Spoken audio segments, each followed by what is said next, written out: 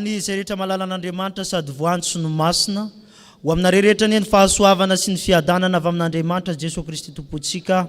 Amen. Ny riavako alahady faraka ambin'ny folo manaraka ny Trinité, alahady faharoa ny amin'ny ity volana Aogositra ity izay banjinantsika hatrany ny lohahevitra manao hoe manamasina ny tenan'ny beny. Ny sampana Dorcas mitarika antsika ny amin'izao fanompam-pifafahana izao. Melohan'izany andeha ataontsika ny hira sambatra.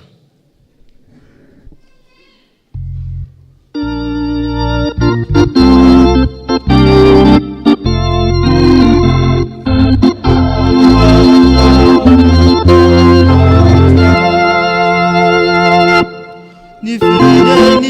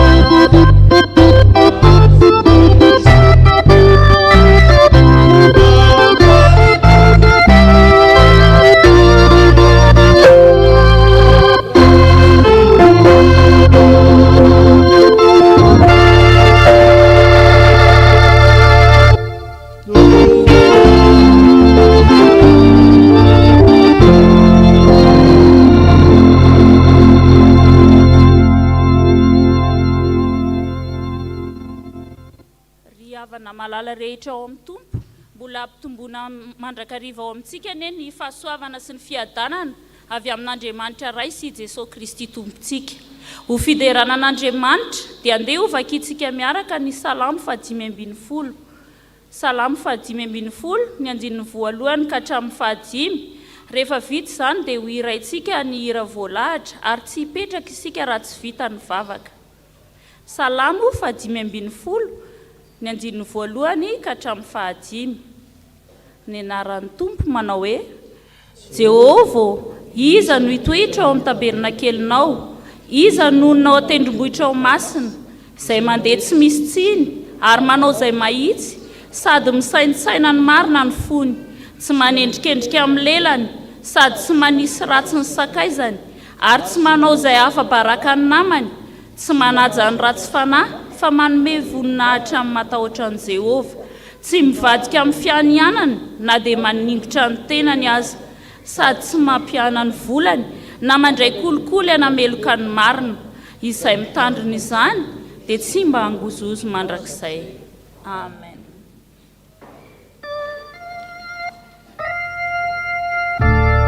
Amen.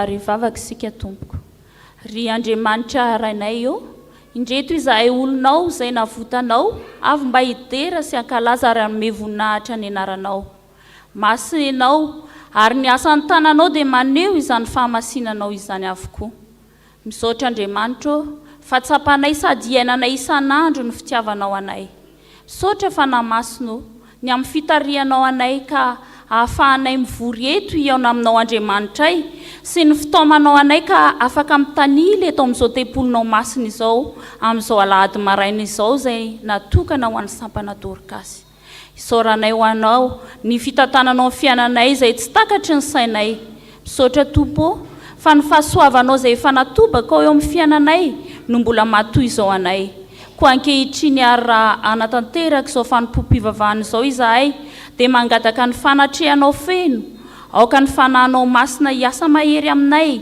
ahaizanay hanolotra ny tenanay ho anao na ny eto manaraka izao fanompoam-pivavahana izao na ny manaraka izany amin'ny alalan'ny tambajotra serasera hamasino izahay mba homendrika sy hofamezam-boninahitra anao ilay andriamanitra izay masina mivavaka ho an'ireo olonao izay mbola eny an-dalana izay maniry hamonjy izao fotoana izao ianao hitantana azy ireo ka tonga soamatsara azy eto ireo izay tsy afaka noho ny antony samihafa andriamanitra ianao hamangy azy ireo amin'ny anaran'i Jesosy Kristy tomponay no anaovanay ny vavaka ary sitrakainy anakambana izany amin'ilay vavaka tsara indrindra nampianarinao manao hoe rainay eo izay ny an-danitra ho hamasinina ny anaranao ho tonga ny fanjakanao atao ane sitraponao ety atantahaka ny any an-danitra meo anay ny anina saza ho anay ary mamelana elokay tahaka ny namelanay izay meloka taminay ary aza mitondra anay amin'ny fakapanahy fa manafanay amin'ny ratsy anao ny fanjakana sy ny hery ary ny voninahitra mandrakizay amen petraka ny fiangonana dia mangataka ny Dorcas sampana Dorcas ianao ny anjara hirany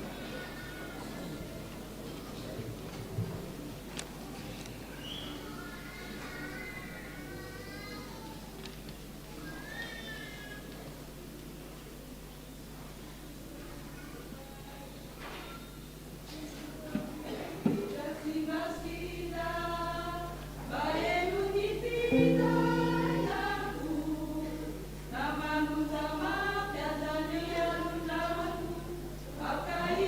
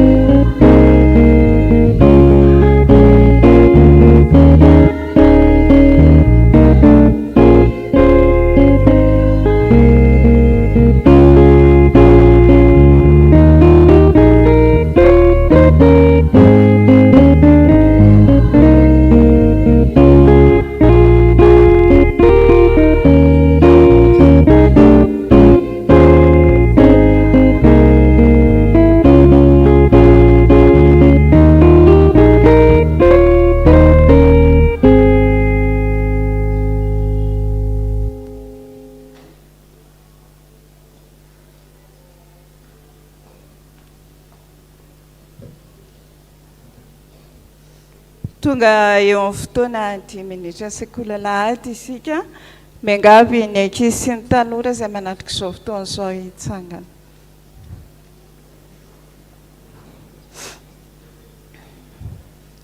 Vavakitsika Jesosy indreto ny zandra malala anao manatrika anao amin'izao ora sy fotoana izao. Mangataka anao izay Jesosy mba hitenenanao anay mba hahaizanay indray manovo fahalalana noho ny amin'ny teninao. Sotra indrindra Tompo. Amen. Mbola tsy mipetraka tsika fa sokafanareo eo alohanareo ny baibolinareo ao amin'ny obolana toko faefatra. Obolana toko faefatra.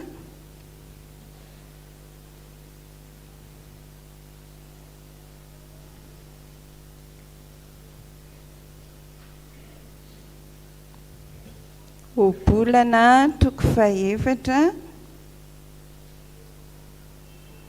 Teny 5 tapany voalohany ihany.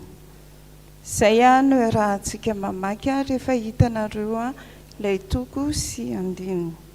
Obolana toko faefatra ny 5 tapany voalohany ihany manao toy izao amin'ny anaran'i Jesosy manao hoe mahazo fahendrena, mahazo fahalalana. Ataovy mafy be fa nareo nge betsaka noho ny lehibe raha izao fijoronareo izao mafimafy kely hoe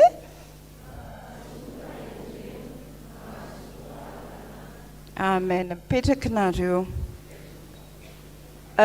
Ty tantara zaraiko aminareo androany ty ny tantara tena nisy ary tsy lavitra no nisehon'ny tantara fa teto Betongolo ihany. Zazakely anankiray tokony ho teo amin'ny 9 taona teo Sahino anarany. Vavikely izy io. Dia na tonga anazy teto dia ny rainy manao mission aty Antananarivo. Dia mba vakansa hono izany izao dia nalain'ny dadany Sahy sy ny mamany mba hanao vakansa aty aminazy satria dada izany manao mission aty dia ry zareo mipetraka any amin'ny faritra. Indray andro dia nentany dady Sahy hoe andeha hiantsena maman fa andao hiaraka amin'ny dady se. Hiaraka amin'ny dada? Ndao fa hoentiko hiaraka amin'ny dady se.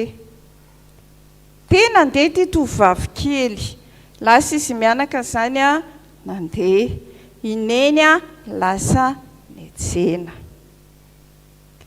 Rehefa andeha zareo dia rehefa andeha izy dia niraisiny ny kitapo kely anankiray dia natsofony tao anatiny mouchoir dia goûter dia boky kely mangamanga. Tonga teo amin'ilay toerana hitondrany dadanazy ary izy mianaka dia hoy sisy dada hoe Sahy andraso kely se eto fa hiresaka amin'iretsy namako iretsy vetivety. Sahy zaza endry tena monjy toerana izy dia mipetraka satria hoy izy dada hoe andraso eto. Rehefa mipetraka izy dia dinganiko ny tantara. Nandeha ny ora, nandeha ny fotoana, nanomboka nikarokaroka an'ilay tanakely Sahy. Inona no nalainy voalohany? Goûter. Nalainy ilay biscuit dia mivahany dia izy tsy niala teo amin'ny toerana fa dia nohaniny soamantsara ny biscuit dia nampirimy soamantsara tao anatin'ilay foniny. Nandeha ihany ny ora dia kelikely n'iny dia nanomboka niraisina indray ilay mouchoir. Nanomboka namafamafa tarehy fa efa misondrosondrotra amin'ny masoandro dia mahatsiaro mafana Sahy. Teo ihany izy dia izy tsy nihetsika teo amin'ny toerana fa mipetraka tsara teo ihany. Inona sisa tsy niraisiny tao anatin'ilay harona keliny? Ilay boky kely mangamanga. Ilay boky kely mangamanga raha izy tsy inona fa ity. Ty misy soratra hoe testamenta vaovao. Inona izany ao anatin'ity? Tenin'Andriamanitra. Sahi nefa voaefa taona. Voaefa taona izy hainy sahi ve ny mamaky an'ity? Tsy hainy. Niakatra ihany ny ora, nandeha ihany ny ora dia noraisiny ihany ilay boky kely mangamanga. Ary rehefa niraisiny ilay boky kely mangamanga dia natohany tamin'ny sofiny ohatran'izao. Atao solona inona izany ty? Telefona. Dia lasa izy nanantona moramora dia ozy izy. Dado, sady tsy miala eto ilay tanana. Dado, efa non sahi. Dia ozy izy dado. Mandana aloha hoe mbola miresaka dado. Nahazo mesazy sady sahisa tsy nahazo. Nahazo mesazy tamin'ilay telefona izy. Satria ozy izy hoe mbola miresaka ny olona antsoinao. Lasa izy namonjy toerana dia tazominy teto ilay telefona ny anazy io kelikely niny dia naveriny teto amin'ny sofina indray. Tsy nasana anatona ny dadantsony izy fa jolo lavidavitra izy dia ozy izy. Dado, sady natao mafimafy ilay feo. Dado, non sahi. Tsy nihainy dada. Efa nanomboka tsisy niresaka intsony nefa tao amin'ilay toerana anankiray. Izay tsy teneniko hoe inona ilay toerana fa nareo ngamba mahatakatra azy. Efa tsy niresaka intsony ilay olona tao dia mba nangataka sahi izany hoe mba hainao ny dada. Tsisy namaly ny antso ny sahi. Farany nanantona izy an'ilay madama dia ozy izy hoe efa nahazo mesazy dia hoe mbola miresaka ny olona antsoinao. Mbola niazonao azy fanondrony dia mesazy ery livre no ao. Telefona livre tsy misy mandray no ao. Azafady madama, mivarotra crédit ve nareo? Ozy izy miantso an'ilay madama. Dia ilay madama mpivarotra dia ozy izy ilay madama. Atondry iny? Mba ataoko amin'ity telefonako ity fa te hiantso ny neninay ahy e. Ozy izy tsara etsy. Fa i dadanay mantsy tsy tratranjo intsony.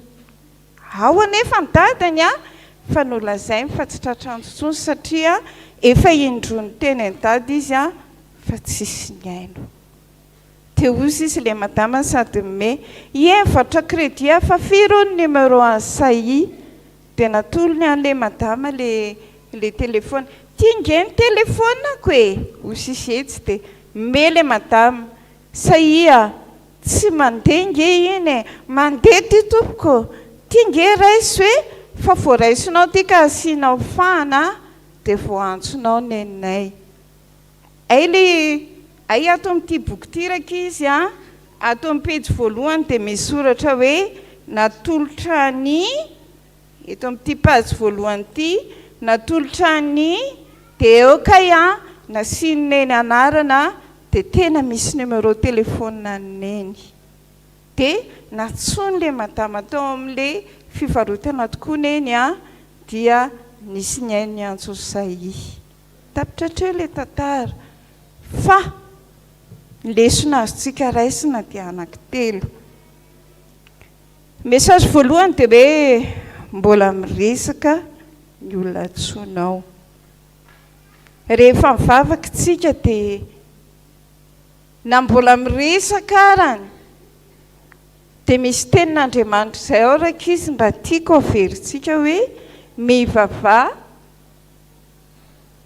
Tsisy mahay ve na ny tanona ve dia tsy mahay nytoy an'izay? Mivavaka aza mitsahatra. Rehefa mivavaka tsika na mivavaka ary ilay olona eo akaikinao dia henin'Andriamanitra foana. Ny teboka faharoa dia hoe tsy misy mamaly ny antsonao. Nefa hoy ny tenin'Andriamanitra hoe atsoy aho afaka miantso foana kay izany tsika fa tsy hoe tsisy mamaly fa mamaly ianao Andriamanitra rehefa miantso azy ianao. Ary ny teboka fahatelo dia manao hoe tsy ampahofahana fa mampidira fahana. Dia ny tenin'Andriamanitra mifanakaiky amin'izay hoe inona ary ny tianao ataoko aminao. Noho izany ndraiky izy aza velany hatrany Jesosy indrindra amin'izao vakansy izao. Be dia be ny za tsy miteny hoe lalaovany an-tokotany indray ny baiboly fa kosa ny tenin'Andriamanitra efa niratovintsika rehetra nandritran'izay sekoly alahady izay fifanana rehetra nalehantsika tany anatin'ny sampana rehetra tany mba hampiaro amin'izao vakansy izao fa aza apetraka fotsiny ao an-trano Jesosy. Averintsika ary ilay tenin'Andriamanitra ny fahendren'ny Saidy ny tenin'ny dady izy hoe mipetraha fa ny fahalalana kosa dia nahazoany andreo afatra anankitelo ireo dia engany itsika mba azoto mitana ny tenin'Andriamanitra ary ifampirarisoa dia ifampijery an'ilay namanao eo ianao dia amerina kely an'ilay firarian-tsoa izay mivakitsika tao amin'ny obolana toko 4 ny 15 tapany voalohany manao hoe mba mifampitodika kely nareo mifanakaiky hoe dia vakiana aloha ary ilay izy vakitsika aloha ilay izy dia anarantsika tsy anjery rehefa avy eo dia izay tsika vao mifampitodika. Obolana toko 4 ny 15 tapany manao hoe mahazo fahendrena mahazo fahalalana. Akombina daholo ary amin'ny baiboly izao. Dia fampijery amin'ilay namanao amin'izay ianao.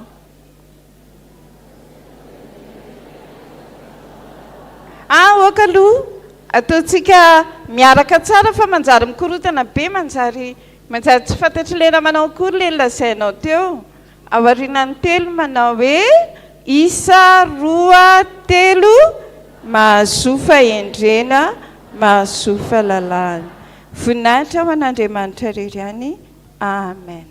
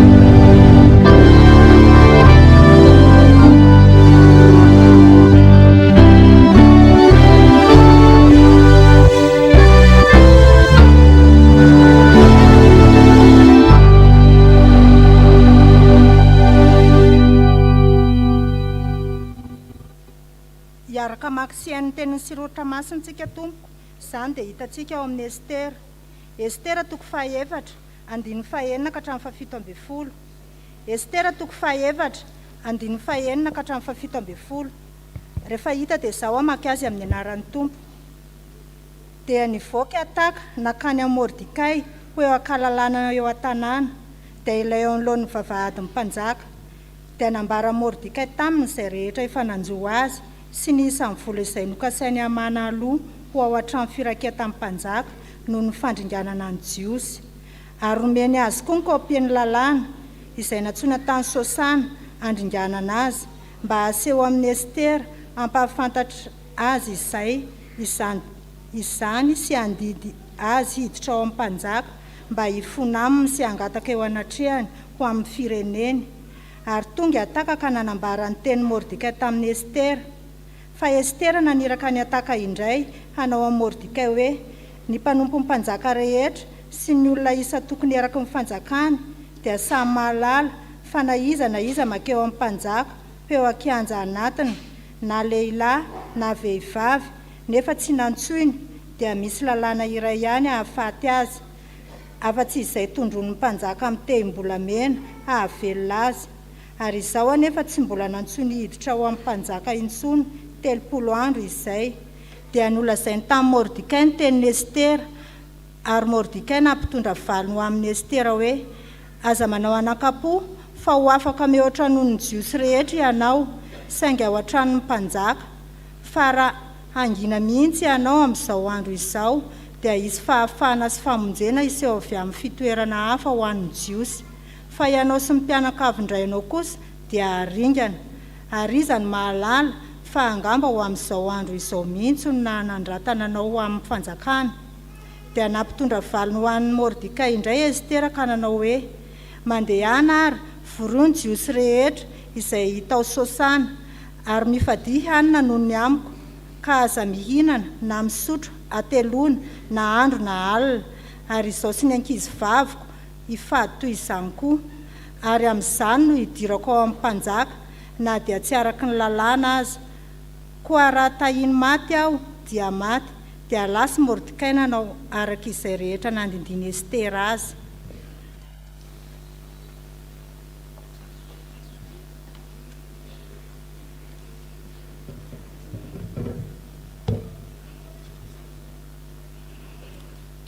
Apokalipsy toko fahaenina ny 15 ka hatramin'ny faha 20. Apokalipsy toko fahaenina 15 ka hatramin'ny faha 20. Ovakiko amin'ny anaran'i Jesosy.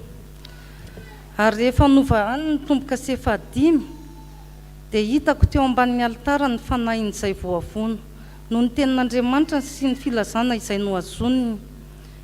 Ary niantso tamin'ny feo mahery izy nanao hoe tompo masina sy marina mandra-pahoviana no tsy hitsaranao sy hamalinao ny ranay amin'izay nomeny eny ambonin'ny tany, amin'izay monina eny ambonin'ny tany. Ary samy nomena akanjo fotsy lava izy rehetra. Ary nasaina ny ala sasatra kely aloha izy mandra-patapitry ny mpanompo namany sy ny rahalainy izay efa hovonoina tahaka azy koa. Ovakiny eo am-pitsanganana ny filazantsara araka ny lioka toko 12 raisina amin'ny 14 ka hatramin'ny 17. Lioka toko 12 raisina amin'ny 14 ka hatramin'ny 17. Zao amaky azy amin'ny anaran'i Jesosy. Ary am'lazaiko amina resaka izako hoe aza matahotra izay mamono tena nefa izao no ny afaka izany dia tsy mahay manao mihoatra noho izany. Fa asehoko anareo izay atahoranareo matahora izay manam-pahefana anary any amin'ny elo rehefa novonoiny. Eny hoy izao aminareo matahora azy. Tsy eranambatra fa ny vidin'ny tsintsina 10 nefa tsy misy adinoina eo anatrehan'Andriamanitra ireny na dia iray akory aza. Fa na dia ny volondohanareo aza dia vao isa avokoa. Aza matahotra fa mihoatra noho ny tsintsina maro ianareo. Amen. Ray masino manamasina fahamalina tenao fahamalina.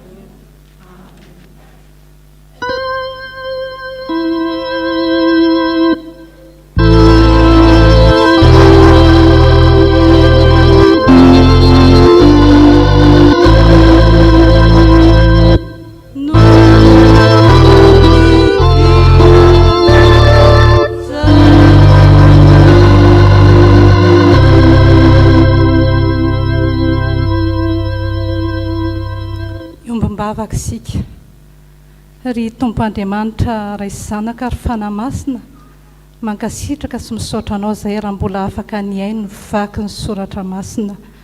Ankehitriny dia tonga ny fotoana hitoriny ny mpanomponao ny teninao aminay tsirairay avy, hitondrany ny afatra ao dia mangataka ny fananao masina ny endriny lelany ary aoka tsy hisy voamba reto afa-tsy ny sitraponao rery ihany.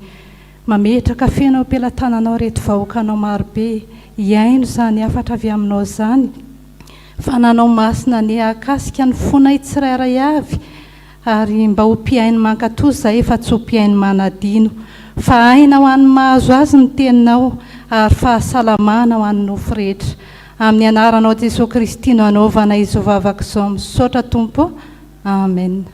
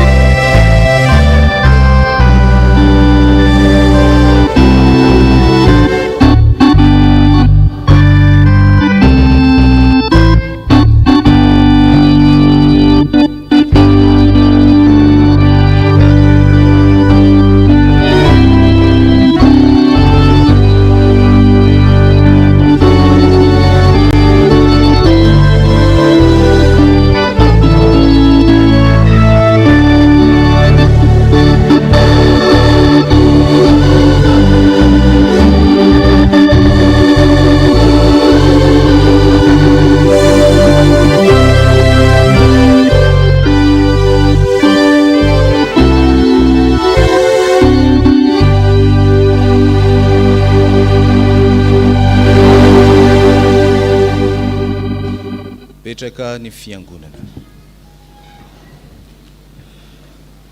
ry havana malala ho aminareo rehetra ny fahasoavan'i Jesosy Kristy Tompo ny fitiavan'Andriamanitra ary ny firaisana amin'ny fanahy masina amen. Ity alahady ity moa ry havana dia natao hitondranam-bavaka reto sampana Dorcas reto ary natokana hitondranam-bavaka ihany koa ny komity ny fananganana ny tsangam-baton'ny martiora mba hanehoana fa isika dia zanaky ny martiora ary ny fiangonana dia taranaky ny martiora ka na eo aza ny fanenjehina dia mijoro amin'ny finoana hatramin'ny fahafatesana sy miaina amin'ny fahamasinana. Izany indrindra ny tiana hiaina ny fiangonana ary izany ihany koa no tiana hiaina ny reto sampana Dorcas reto. Koa andeha ry havana ny Apokalipsia toko fahaenina ny andininy fahasivy ka hatramin'ny andininy fahiraika amby folo no angalantsika afatra ny amin'ny dian'io ity. Raha mijery sy mamaky ny toko fahaenina isika dia ny mahakasika ny famahana ireo tombo-kase enina izay midika ho fitsaran'Andriamanitra no hitantsika ao. Ka eo amin'ny andininy fahasivy ka hatramin'ny andininy fahiraika amby folo kosa dia ny famahana ny tombo-kase fahadimy izay maneho ireo maty no vonoina no fitandremana ny tenin'Andriamanitra. Araka izany rehefa nivahana ny tombo-kase fahadimy dia ambarany janona ao amin'ny fahitana fa ireo voavony no ny tenin'Andriamanitra sy ny filazana izay no azoniny dia teo ambany antara ny zanak'ondry ny fanahiny. Izany ry havana dia entina maneho fa ireo izay nijoro tamin'ny finoana, ireo izay niaina tamin'ny fahamasinana dia eo akaikin'Andriamanitra ny toerana izay misy azy ireo. Fa ny angalantsika afatra ny amin'ity anio ity dia ny antsoantson'ireo izay teo ambany ny altara izay hitantsika eo amin'ny andininy fahafolo. Dia raha antsika mamaky izany amin'ny anaran'i Jesosy manao hoe ary ny antso tamin'ny feo mahery izy nanao hoe Tompo masina sy marino mandra-pahoviana no tsy tsaranao sy amalinao ny rahanay amin'izay monina eny ambonin'ny tany. Izany ry havana no antsoantso izay nataon'ireo martiora izay nanokana ny tenany ho an'Andriamanitra izay nitandrina ny tenany tsy ho voaloto. Ka ny olona miaina amin'ny fahamasinana ry havana dia mitoky sy mifikitra amin'ny fahefan'Andriamanitra. Mitoky sy mifikitra amin'ny fahefan'Andriamanitra. Raha mamaky tsara ny 10 sika ry havana, dia niantsoantso famaliana tamin'ny tompo ireo martiora ireo. Ka ny ao ambadika izany ry havana dia maneho fa Andriamanitra irery ihany no tompo ny fahefana ny amin'izany famaliana izany. Raha lazaina amin'ny fomba hafa izany ry havana malala dia Andriamanitra irery ihany no mitsara. Ka izao antsoantso izay nataony reto martiora teo ambanin'ny altarany zanak'ondry reto dia fanehoana marimarina fa te aneo ny fahamarinan'Andriamanitra, te aneo ny sitrapon'Andriamanitra hanjaka ety ambonin'ny tany amin'izay izy ireo, mba tsy hahazo faka sy hivelatra intsony ny ratsy ety amin'izao tontolo izao. Ka hitsahatra ny fanenjehina, hitsahatra ny famonoana, ary hitsahatra ny famonoana izay mifikitra ireo olona izay miaina amin'ny tenin'Andriamanitra. Ry havana malala, fahefan'Andriamanitra irery ihany izany fampitsarana ny fanenjehina izany, satria Andriamanitra irery ihany no mahalala ny fotoana ahafahany manatanteraka izany. Ko ambarany teny eto mihitsy aza hoe samy nomena akanjo fotsy lava izy rehetra, ary nasaina ny ala sasatra kely aloha izy mandra-pahatapitry ny mpanompo namany sy ny rahalainy izay efa hovonoana tahaka azy koa. Ny ao ambadika izany teny izany ry havana dia izao: mbola mitohy ny fitoriana ny filazantsara, mbola mitohy ny fanambarana ny tenin'Andriamanitra. Kanefa mazava tsara eo fa rehefa toriana sy ankatoavina ny tenin'Andriamanitra dia tsy maintsy misy ny fanenjehina. Masaikatra ihany ry havana ny amin'ny fijery sy amin'ny mahafisaina ny olombelona mieritreritra an'izany, satria tahaka ny miantso fahafatesana zany ny fitoriana ny filazantsara, ny fiazonana ny tenin'Andriamanitra. Kanefa ambarany teny eto, ambaran'izao soratra masina izao, fa manomana toerana tsara lavitra zany dia ny eo akaikin'Andriamanitra. Ka no mitoky sy mifikitra amin'ny fahefan'Andriamanitra mandrakariva ry havana no anjarany mpino.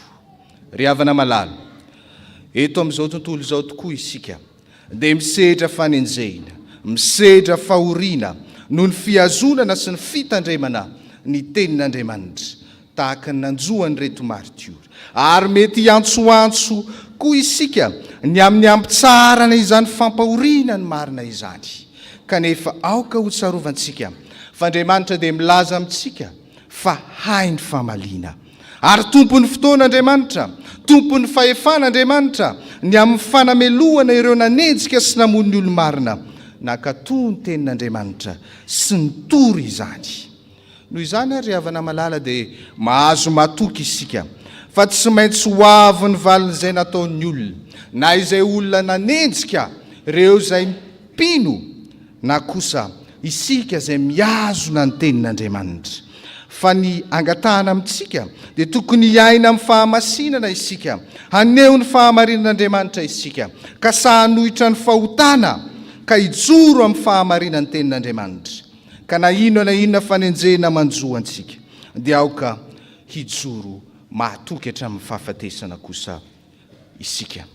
Fa ny zavatra faharoa izay hitantsika dia ny hoe tsy matimaty foana akory ireo olona nahatoky hatramin'ny fahafatesan'ireo, tsy matimaty foana akory ny olona nanoka tena ho an'Andriamanitra, tsy matimaty foana akory ny olona mijoro amin'ny finoana ka miaina amin'ny fahamasinana, fa hamarin'ny Kristy kosa izy ireo. Ka ny olona miaina amin'ny fahamasinana ry havana dia hamarin'ny Kristy. Eto dia miseho ny fanambarana eo amin'ny 1:12 manao hoe: ary samy nomena akanjo fotsy lava izy rehetra, ary samy nasaina ny ala sasatra kely aloha. Ny akanjo fotsy ry havana dia midika fahadiovana, midika fahamasinana, ary midika fahamarinana ihany koa. Ka ny fampiakanjona akanjo fotsy reto olona mahatoky reto dia fanehoana ny fanamarinan'i Kristy, fanehoana ny fanamasinan'i Kristy, ary fanehoana ihany koa ny fampisatroa amboninahitra izay ataon'i Kristy. Ary midika izany fa efa any an-danitra eo akaikin'Andriamanitra no misy azy ireo. Dia eto ny atsarovantsika ilay tenin'i Jesosy Kristy any amin'ny Jaona 4:12 ny 1 sy ny 2 manao hoe aza malahelo ny fonareo fa minoa an'Andriamanitra ary minoa ahy koa. Ao an-trano raiko misy fitoerana maro, raha tsy zany dia efa nilaza taminareo aho fa andeha hanamboatra fitoerana ho anareo aho. Izany ry havana dia natao ho an'ireo mpianatra izay nitazona hatramin'ny farany ny tenin'Andriamanitra, ireo izay nahatoky hatramin'ny fahafatesana, ireo izay nanamasina ny tenany ka nisaraka tamin'ny fahotana, ireo matomaritiora no ny fanenjehina hataon'izao tontolo izao. Ry havana malala, tsy maintsy misy tokoa ny fahafatesana no ny fanenjehina sy ny fampahoriana ataon'ilay ratsy, nefa tsy natao ho zavatra matahotra akory izany, fa tsy maintsy ho valian'Andriamanitra. Dia ilay Andriamanitra tompo ny fotoana, ilay Andriamanitra tompo ny fahefana, dia ilay Andriamanitra tompo ny fitsarana. Ka ho avy ny fotoana izay tsy tovintsika intsony amin'ireo ratsy izay fahavalon'Andriamanitra, satria raha miaina amin'ny fahamasinana isika dia ahita an'Andriamanitra, ho eo akaikin'Andriamanitra ary hamarininy Kristy. Ka ho anisan'izay miakanjo fotsiny ho diovina tamin'ny rahan'i Kristy, fa tsy ho anisan'izay miakanjo mainty kosa izay hanameloka sy ho amin'ny fitsarana mandrakizay. Ry havana malala, efa novidiany Kristy tamin'ny rany isika, ka ny dioviny no hamarininy ary no hamasininy tamin'ny alalan'ny fanahy masina.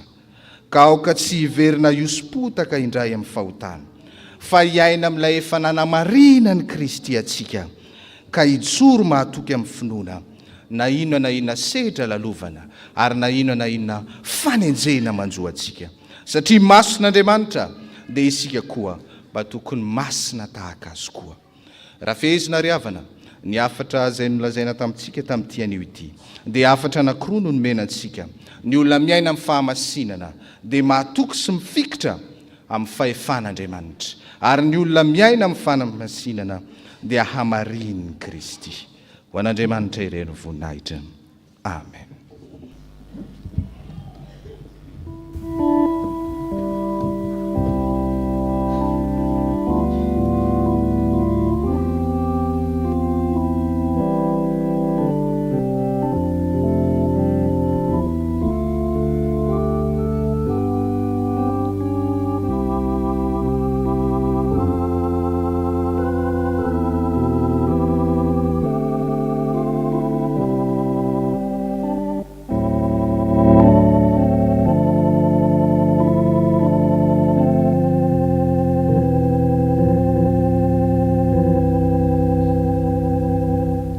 Ivavaka isika. Andriamanitra tsy toa masina ianao ka maniraka anay hitoky sy hifikitra amin'ny teninao Andriamanitra. Maniraka anay ianao Andriamanitra hijoro vavolombelona ny amin'ny fahatsaranao. Nambaranao taminay fa maniraka anay ianao ary manamarina anay, manadio anay ny amin'ny tsy fahamarinana sy ny fahadsoana ary ny fahotana rehetra ianao Andriamanitra. Andriamanitra rainay eo, baranao taminay fa Andriamanitra nidina tetỳ ambony tany ianao, nanaiky olona ary nanaiky hijaly hanavitra anay mba ho tonga olom-boavonjy zahay. Andriamanitra rainay eo, mino tokoa zahay, na dia ratsy aza izahay, na dia mpanota aza izahay, na dia olona tsy mandeha amin'ny fahamarinanao sy tsy mandeha amin'ny fahadiovanao, fa ho diovinao zahay. Maloto tokoa ny fieritreritray, maloto ny fisainanay, maloto ny famindranay, na ny ataonay eo amin'ny fiainanay andavanandro, maloto avokoa, feno faharatsy na ny manodidina anay. Kehitriny Andriamanitra, mangataka ny famindram-po sy ny famelan-keloka avy aminao izahay, ary mangataka ny famonjena avy aminao izahay. Mino tokoa zahay fa Andriamanitra mijery anay ianao ka mamonjy anay ny amin'ny tsy fahamarinanay.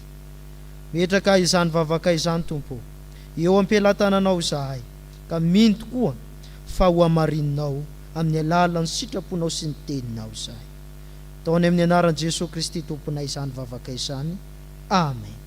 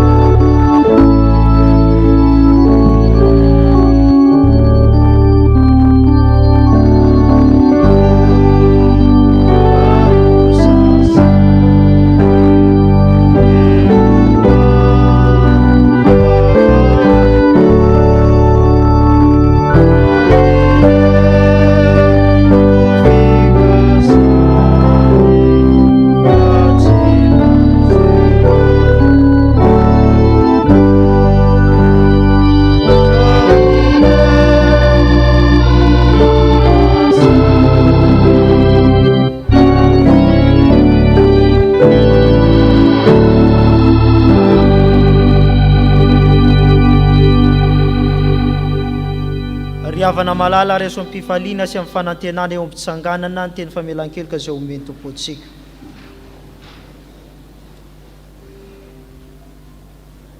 Hoy ny tompo, avy ary ifandahatra isika, na dia tahaka ny jaky aza ny fahotanareo, dia ho fotsy tahaka ny oram-panala, na dia mangatrakatraka tahaka ny sily aza, dia ho tahaka ny volon'ondry fotsy. Raha miaiky ny fahotantsika isika, dia matoky sy marina izy, ka amela ny fahotantsika sy manadio antsika ho afaka amin'ny tsy fahamarinana rehetra. Mbara amin'ny anaran'ny tompo riavako, fa voavela ny elokareo midy eran'ny tompo. Amen. Sambatra ny olona izay voavelany elo, sy voasarona ny fahotana. Sambatra ny olona izay tsy sainy Jehovah elo, ary tsy misy fitaka ny fanahiny. Amen. Dia ataontsika ny raha voalahatra.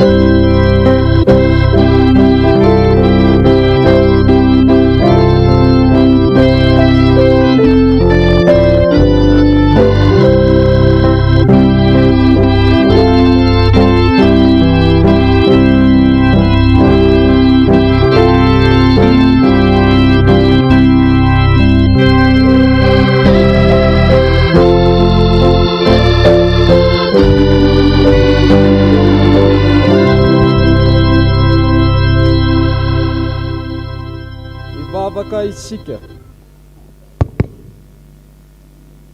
Misaotranao zay ry Andriamanitra rainay na amin'ity andro an'ity alahady nafahanay indray tonga teto ny aino niderany ankalaza ny anaranao ny aino ny soratra masina ary nandray ny afatra avy aminao tonga amin'ny fotoana zay ivavahanay ankehitriny koa eto zay dia mangataka aminao ny amin'ny angatanay dia ny voalohany indrindra ny amin'ny sampana Dorcas izay sampana no velominao ato amin'ity fiangonana ity. Ianao Andriamanitra no angatanay hijery an'izy ireo tsirairay avy, hitantana an'izy ireo tsirairay avy, ary tsy izy rery ihany fa nisankohonany tsirairay avy any amin'ny tokantrano misy azy, na ny zanany, na ny vadiny, eny na ny asany azy. Ianao Andriamanitra no angatanay hitoetra ary hitahy an'izy ireo, ary indrandrindra mba hitoky sy fikitra aminao Kristy hatrany izy ireo. Eo ny sampana maro amin'izao fiangonana izao, ianao Andriamanitra no angatana hitoetra ny fananao masina, hiasa mba ho sampana mamosy mamokatra, mba ho anitra fiderananao Kristy, mba ho fitaratra velona mandehandeha na ao anatin'ny fiangonana na ivelan'ny fiangonana. Mivavaka izay ho an'ny fiangonana rehetra, mihinanao Andriamanitra ray zanaka fanahy masina, mba tena fiangonana matoky tsy mifikitra marina aminao, ary mba ho voamarina ho amarinanao Kristy hatrany. Dia mivavaka izay ho an'ny firenenay, ianao Andriamanitra no angatanay toetra amin'ity firenenay ity, ary hitahy ary hijery ny vahoaka tsirairay avy amin'ity firenena Madagasikara ity, mba tena firenena feno fahendrena na ny mpitondra hatramin'ny ambony indrindra hatrany ambany indrindra. Ianao Andriamanitra no angatanay anolo-tsaina amin'ny lalan'ny fanahinao masina ny vahoaka tsirairay avy, mba samy andray anjara andraikiny amin'ny zavatra rehetra atao, ho fampandrosoana, fanatsarana ary ny fitiavana fikatsahana ny fanarandianao Kristy. Mivavaka izay ho an'ny mpitandrina tsirairay avy amin'ny fiangonana rehetra manerany tany naiza naiza. Ianao Andriamanitra no efa nifidy, ianao no angatanay anolo-tsaina ary ahafahana mampandroso ny filazantsaranao. Mivavaka izay ho an'ny mpitandrina amin'ity fiangonana ity, dia ianao Andriamanitra angatanay hijery tantana azy na nivelana azy ao anatin'ny fotoana izay amonjena ny recyclage pastoral. Ianao no angatanay hiaro tantana ny mpitandrina tsirairay avy sy ny vady aman-janany manoloana an'izany. Eo koa ny fotoana izay fialan-tsasatra, ianao Kristy no angatanay anome fahendrena, fa ny fanahy dia tsy mba miala sasatra, fa izay olombelona manofo no mila miala sasatra. Ka aoka hifikitra aminao hatrany izay naizanaiza ny toerana misy anay sy ny alehanay. Eo ninanao tafika masina, dia jereo sy tantano izy ireny, ianao no naniraka azy ireo, ary ianao nitantana izy ireo hiverina soamantsara ty miaraka aminay. Hoe ny fiaonam-be rehetra izay atao isatsampana tsirairay amin'ny toerana maro samihafa, nisy ny efa vita, misy ny mbola tsy vita. Ianao Andriamanitra no angatanay hatanteraka tsaka sy andavana, ary mba tena andray fampianarana amin'ireny fiaonam-be ireny, fa tsy fahazarana fotsiny, na hoe rehefa amoron-dranomasina dia mandeha, fa rehefa tsy amoron-dranomasina dia kamo ny ankamaroany sasany, satria tsy tia fampianarana. Ianao Andriamanitra no angatanay anome anolo-tsaina amin'ny lalan'ny fanahinao masina hitoetra amin'ny sampana tsirairay avy, satria nantsoinao amokatra ny sampana fa tsy animba. Ianao Andriamanitra koa no angatanay manoloana ny fanompoam-pivavahana, eo ireo variana tsy mifantoka amin'ny fanompoam-pivavahana fa ny telefona, lasa excuse lava ny fampiasana telefona ho solon'ny baiboly. Ka ianao Andriamanitra no angatanay anome tolo-tsaina mba ahaizan'izy ireo fa tsy mahasolo ny baiboly ny telefona. Ianao Andriamanitra koa no angatanay mba anome fahasalamana an'ireo izay tsy salama, ireo izay tsy tonga ety amin'ny miaraka aminay. Ianao no angatanay anome fahasalamana an'izy ireo mba ahafahany dera mankalaza ny anaranao aty miaraka aminay. Betsaka ireo izay manaraka amin'ny tambadrotsa-serasera maro samihafa, dia ianao nijeran'izy ireny, ary ny fahamasinanao ka hitoetra amin'ny tsirairay avy, ary ho amarinanao ny tsirairay, satria ianao Kristy dia efa nanafaka anay tamin'ny fahotana. Eo ny fidiran'ny mpianatra izay mampitaintaina ny ray aman-dreny, efa kaiky izany. Ianao Andriamanitra no angatanay anolo-tsaina, ianao Andriamanitra hijery ny kristianina tsirairay avy ny ray aman-dreny amin'izany fidiran'ny mpianatra zany a ary anome zay sahaza sy zay ilainy rehetra amin'ny fikarakarana ny zanaka. Eo ny komitiny fananganana tsangam-baton'ny martiora zay andro anisany ankalazana ny azy tia lahady tia dia an'Andriamanitra ny angatanay hatrany mba ampijoro satria tsy mora zany satria izahay dia zanaky ny martiora avy ny fiangonana tsirairay avy mba tena vao mainka androsy amokatra hatrany amin'ny asa rehetra ny vina sy ny tanjona rehetra zay ho atao. Izany dia apetraka aminarinao Jesosy Kristy Tompo. Amen. Ravana malala ndeha hanambara ny finoatsikatsika amin'ny alalan'ny fanekempinoana araka ny vavolombelona na natry maso na ny fanekempinoana fa-efatra. Manambara ny finoatsika ny Jesosy Kristy isika dia araka ny teny Jaona mpanao batisa hoe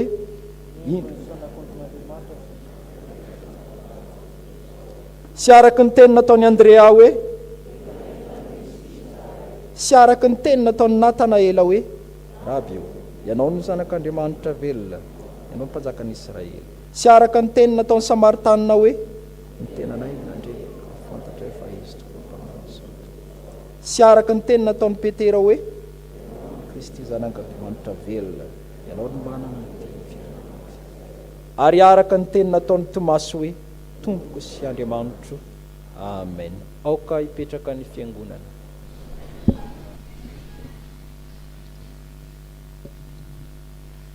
Tonga amin'ny raharano fiangonana isika izao angatahana ny tompony anjara ao anatin'izany ilaza ny raha tsara ho fantatra.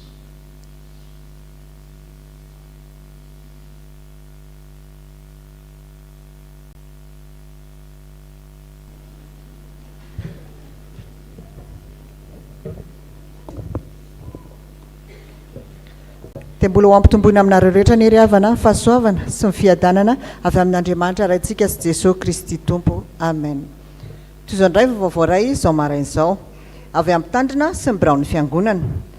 Amin'ny alahady herin'ny anio 20 Aogositra no fivoriana ara-potoanan'ny biraon'ny fiangonana. Manomboka izany amin'ny 7 maraina ao amin'ny ankany Somiampita. Vaovao avy amin'ny sampana VFL. Andray anjara hira eny amin'ny FLM Ambatovinaka ny VFL ny hariva amin'ny rora sasany tolakandro. Avy amin'ny sampana sekoly alahady. Misaotra n'Andriamanitra lehibe fa totoza soamantsara ny lasy lehibe izay natao teny Ambohimalaza ny 5 hatramin'ny 7 Aogositra lasa teo.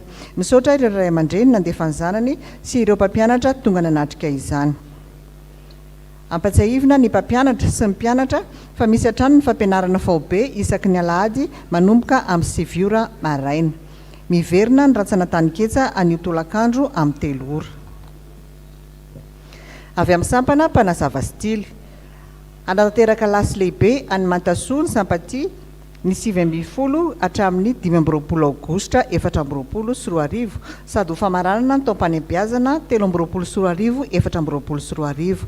Ny fiangana dia ny alatsinainy 17 Aogositra maraina aorian'ny fampofavahana arahin'ny asa sy fampahirezana izay atomboka amin'ny 7 maraina. Koa ilazana ny rehetra fa ny farafisoratana anarana dia anio alahady. Ilazana ireo izay tsy mbola naka ny loka tamin'ny tohana Sokoto izay notanterahana ny alahady 20 Jolay lasa teo mba ndray izany any amin'ny filohan'ny kape aorian'ny fanompom-pivavahana. Entina ilay tapakila misy ny laharana. Ary manatra ny fisaorana izy ireo antsika rehetra tamin'ny fandraisana anjara. Mivory ny kape sy ny mpiandraikitra rehetra rehefa mirava ny fiangonana. Avy amin'ny sampana Dorcas, alahady ny sampana Dorcas anio. Misy ny fivoriana sy fianaran-kira anio hariva amin'ny 3 ora sasany, ny alarobia amin'ny 2 ora ary ny sabotsy amin'ny 7 ora sasany maraina. Izany dia ho fanomanana ny tafika masina izay atao any Amorondava ny 17 hatramin'ny 19 Aogositra ho avy izao. Rakim-pisaorana, Jehova mideranao ny asanao rehetra ary ny olonao masina misaotranao. Salamo 5:10 ny andininy 10. Rakim-pisaorana noho ny fahavitany vodiondry sy ny fisoratam-panambadiana mivady. Atolotra ho an'ny mpitandrina rehetra eto amin'ny fiangonana. Dia toy izay indray vaovao ray ry-havana voninahitra ho an'Andriamanitra ireriana.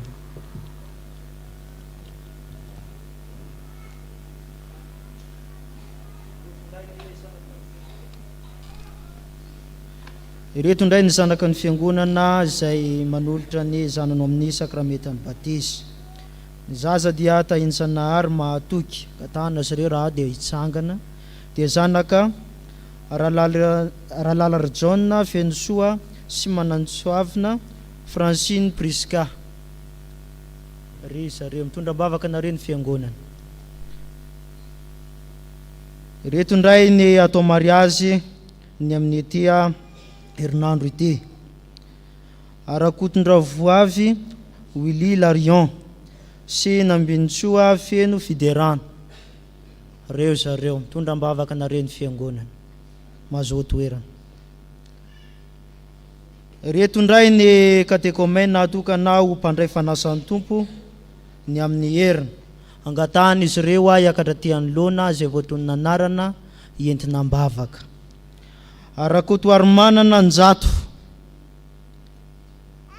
Araoly Armanana Lovatiny, Arandria Miarosoa Volana Mirana, Arandrian'ny Laina Say Finoana, Arandrian'ny Laina Liana Fahendreny.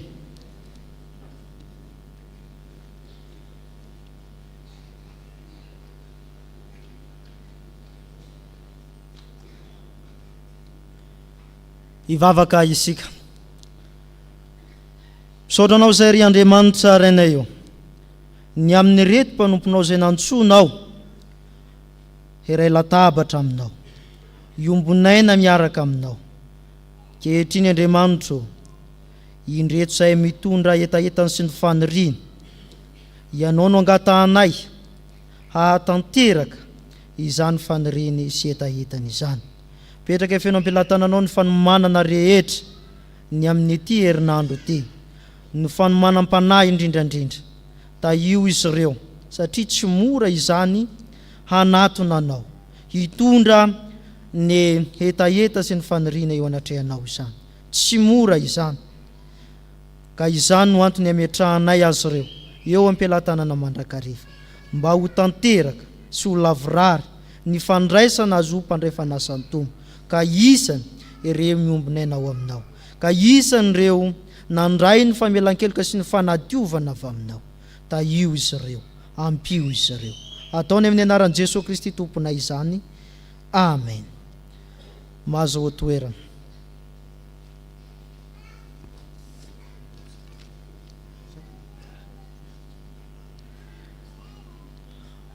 Tonga amin'ny fotoanany rakitry isika izao angatahana ireto antoko-pira anao ny herana.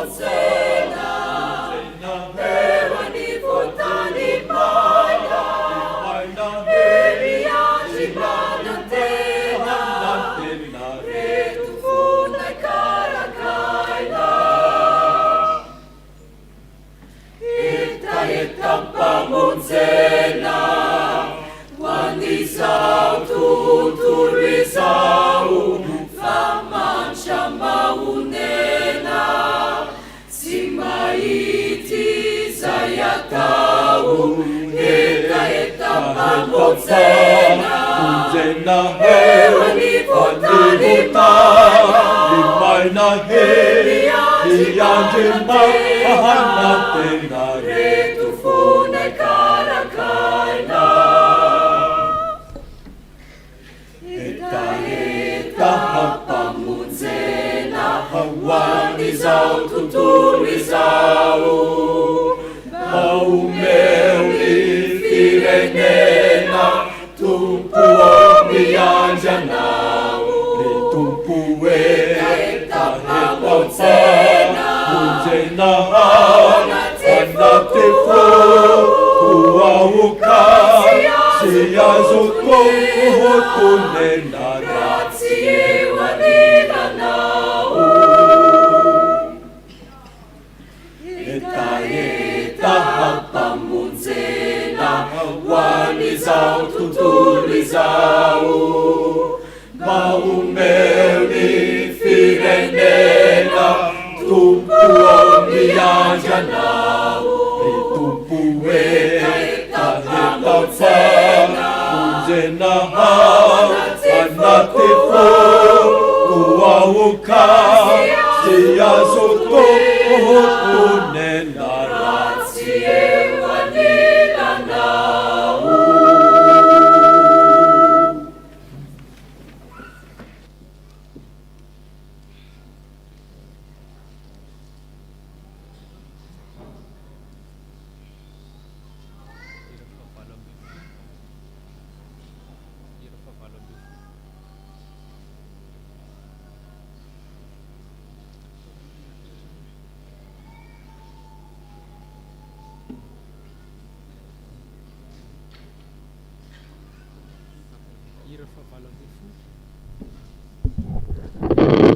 dia hoerantsika ny hira 7 amin'ny fiarana FFPM.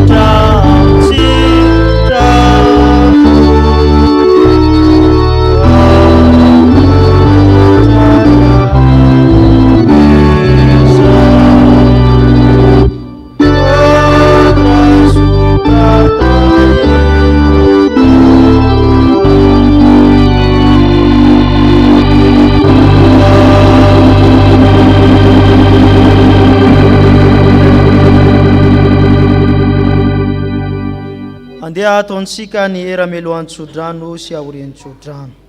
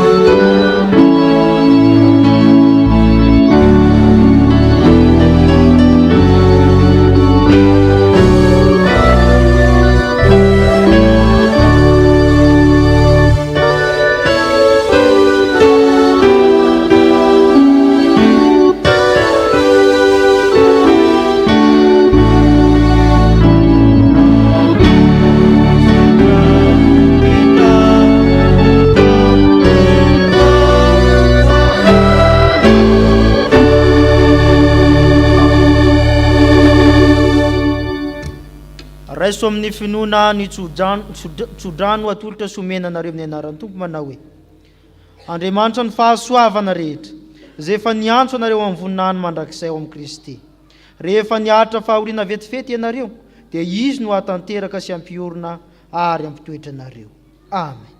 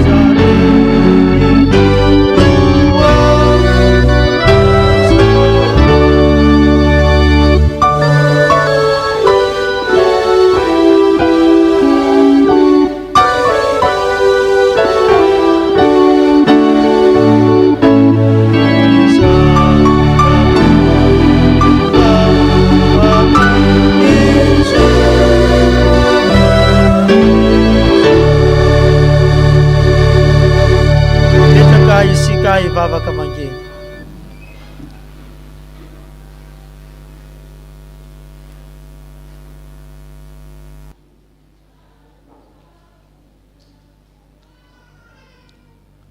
Ho an'Andriamanitra irery ny voninahitra ny anaran'ny Ray sy ny Sanana ary ny fanahy masina. Rary so indrindra tompoko.